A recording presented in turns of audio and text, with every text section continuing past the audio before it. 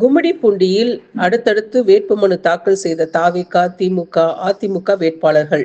திருவள்ளூர் மாவட்டம் கும்மிடிப்பூண்டி சட்டமன்ற தொகுதியில் முக்கிய அரசியல் கட்சியினர் அடுத்தடுத்து வேட்புமனு தாக்கல் செய்தனர்.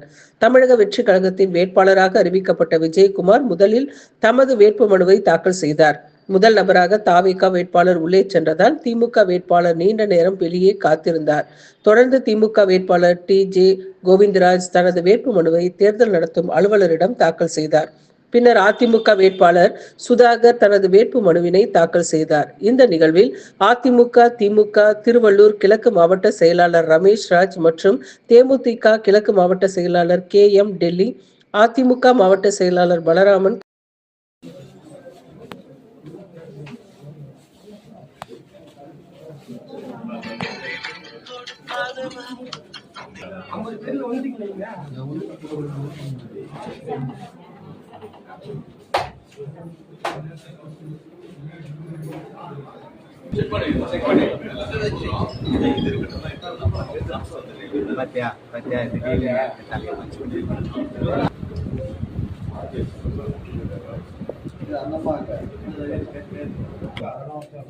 ஓகே கேமரா டவுன் பண்ணிக்கிட்டு எடுக்காதவங்க எடுத்துக்க.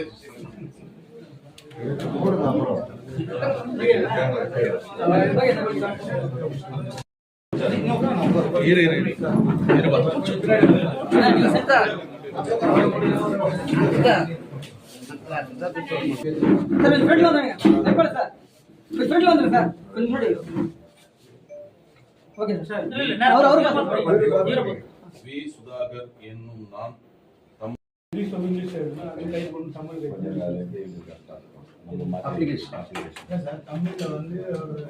புரியுது எனக்கு.